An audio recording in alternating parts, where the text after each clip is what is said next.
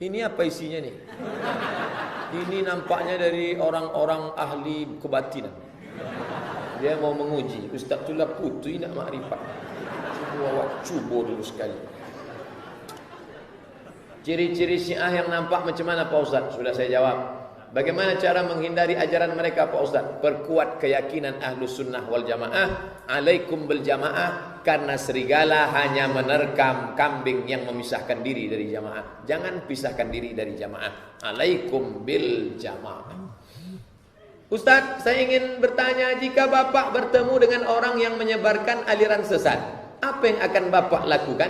Dan jika itu harus ditindaklanjuti, siapa yang memiliki hak dan menangani? Proses pertama, buat laporan ke Sekum MUI. Sekum MUI akan memanggil bersidang Komisi Fatwa. Komisi Fatwa akan mengeluarkan rekomendasi ke Kejaksaan dan Polda. Kalau dia berubah berhenti, cukup sampai di situ. Namanya penanganan MUI. Kalau tidak, akan dilanjutkan kepada pasal penistaan agama. Begitulah proses-prosesnya. Jilbab itu wajib. Tapi kita lihat ada orang ulama besar Quraisy Shihab, anaknya tak pakai jilbab.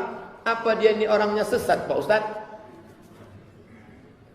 Saya tidak membaca buku, tidak melihat di TV, tapi saya menengok langsung selama 3 tahun. Beliau jadi duta besar tahun 1999, saya masih kuliah. Menengok langsung, istrinya tak pakai jilbab, anak-anak perempuannya pun tak pakai jilbab. Dia menafsirkan ayat itu semau sesuai kehendak dia saja. Oh, kalau begitu sesatlah dia Pak Ustaz. Dalam kasus ini dia keluar dari jumhur mayoritas ulama. Dalam kasus ini, karena kata Syekh Ali Jum'ah Mufti Mesir, lebih 60 mazhab ijma' sepakat bahwa hijab itu wajib. Namanya hijab, penutup aurat ini. Sedangkan jilbab itu adalah kain panjang yang menutup dari kepala sampai ujung kaki. Itu namanya jilbab. Adapun kain penutup rambut itu bukan jilbab. Itu namanya kain pendek penutup rambut, namanya khimar. Pakai kha, khimar. Maka dalam satu kasus ini dia keluar dari mayoritas ulama. Begitu cara menyikapinya. Penafsiran keluar dari mayoritas ulama. Ustaz, dalam hidup ini kita mengikuti mazhab. Apakah kita pilih mazhab yang paling mudah atau yang paling ringan?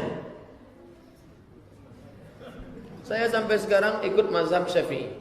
Tidak yang paling mudah, tak yang paling ringan. Itu yang saya yakini, itu yang saya amalkan. Walaupun saya belajar 2 tahun di kampung mazhab Maliki, tapi saya tetap pakai mazhab Syafi'i. Menurut mazhab Maliki, kalau bersentuhan dengan istri tak batal, kalau tak bersyahwat.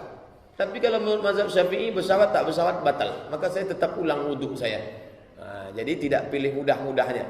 Nanti sedang tentang wuduk dia pilih Maliki. Pas tentang solat dia pilih Syafi'i. Pas tentang nikah dia pilih Hanafi. Ini namanya tatabu' rukhas. Tatabu' rukhas tak boleh, haram. Karena mencari mudah-mudahnya saja. Mazhab comot-comot namanya. Comot sini, ambil sini. Apakah aliran yang sesat sudah menyebar di Pekanbaru? Di mana tempatnya? Aliran sesat tak bertempat. Karena kalau dia bertempat langsunglah ditangkap orang. Tak bertempat, dia rumah ke rumah, bergerilya di bawah tanah. Maka yang penting ini, masyarakat kita yang sudah mengaji, pertama menyadarkan diri kalau sempat terikut-ikut. Yang kedua, kalau ada anggota keluarga, kita cepat antisipasi. Itu tujuannya kita kaji. Proses pengaduannya ke MUI sudah saya sampaikan caranya. Betulkah hari kiamat tak sampai 50 tahun lagi Pak Ustaz? Sebab ada hadis mengatakan umur umat Nabi 1500 tahun. Bedakan antara hadis Nabi dengan ijtihad ulama terhadap hadis Nabi. Adapun yang mengatakan 1500 bukan hadis Nabi, tapi orang berijtihad terhadap hadis Nabi. Itu pendapat orang, bisa benar bisa salah. Tapi saya kembali kepada Quran. Yas'alunaka 'anis sa'ati ayyana mursaha. Mereka bertanya kepadamu ya Muhammad tentang hari kiamat. Qul, katakan, la ya'lamuha illahu, yang tahu hanya Allah saja. Balik kepada ayat Al-Quran. Kita tidak disuruh nyari-nyari kapan hari kiamat. Kita hanya disuruh mempersiapkan diri, berinfak, bersedekah, berwakaf, berilmu, beramal, solat, menyiapkan diri untuk bekal menghadapi hari kiamat. Sekarang banyak orang saking sibuknya mencari kapan hari kiamat sampai tak beramal untuk hari kiamat. Apakah menabung di bank konvensional itu haram? Kalau dikatakan menabung di bank konvensional itu haram, nanti orang Islam menyimpan duit di bawah bantal. Kalau yang disimpan itu 1 juta masih bisa di bawah bantal. Kalau 1 miliar lebih besar duitnya dari bantalnya.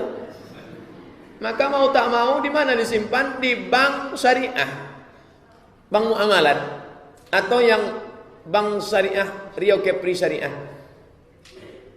Tak bisa kata dia, bank konvensional juga Pak Ustadz, saya tinggal di kota yang tak ada bank syariah. Maka simpanlah di bank konvensional, bunganya jangan diambil, kata Syekh Yusuf Qardawi. Bunganya bukan milik kita, milik umat, balikkan ke umat. Berikan ke lembaga yang dinikmati umat, maslahat orang banyak, anak yatim, fakir miskin, orang jompo, masjid. Alhamdulillah Pak Ustadz, setiap dapat bunga saya serahkan macam yang Ustadz sebut. Berapa bunganya? 10.000. Patutlah. Kalau 1 juta, saya istikharah. Misalkan kita buang air kecil, terus percikannya menempel ke kaki celana. Apakah solat kita sah Pak Ustaz? Enggak. Yang bernajis tidak sah. Makanya kalau buang air kecil, jongkok. Tidak memercik. Makanya dulu kalau bertamu ke rumah orang-orang, "Makcik, numpang solat ya?" "Iya, tunggu kejap." Apa dibawakannya? 2, sarung sama peci.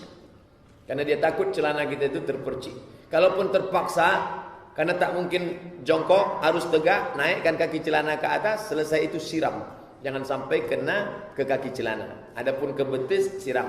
Adapun satu-satu titik yang tak bisa terelakkan, ma'fu anhu, termaafkan. Tapi jelas-jelas memercik, jatuh air ke tempat yang keras, naik memercik ke atas, nampak percikannya, maka tidak dikatakan ma'fu anhu, batal solat karena celana bernajis. Na'udzubillah. Sejauh mana batasan pengabdian saya pada orang tua dan mertua serta saudara, baik yang sudah meninggal maupun hidup, sedangkan mereka bukan seakidah non-muslim dengan saya? Bagaimana Pak Ustaz?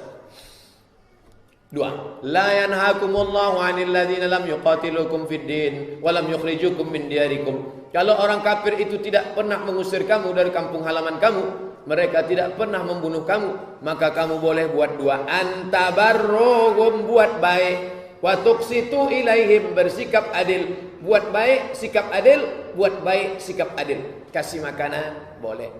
Tapi kalau sudah masalah akidah, jangan ikut-ikutan jingle-bell Natal. Jangan ikut-ikutan cap gome, gong cipak cai.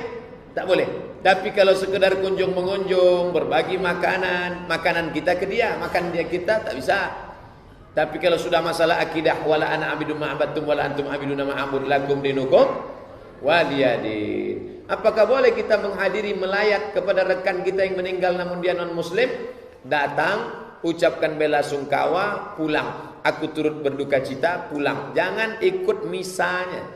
Jangan ikut ritual agamanya. Datang, bela sungkawa, pulang. Titik.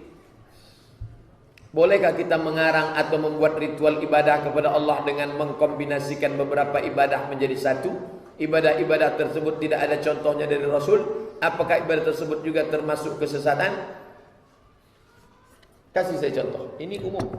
Tak bisa kalau umum. Kasih satu contoh baru bisa dijawab. Karena yang umum itu nanti tak semua generalisir. Saya kasih contoh. Nabi tidak pernah membaca doa khatam Quran dalam solat tarawih. Tak pernah. Tapi di Masjidil Haram, malam ujung Ramadan, ada doa khatam Quran dalam solat tarawih. Itu tak pernah dibuat Nabi. Tapi tetap dibolehkan. Kenapa? Karena dia tidak masuk kategori bid'ah dalalah. Karena masih ada contoh dari kalangan salaf. Ini. Jadi jangan asal tidak dibuat Nabi, sesat.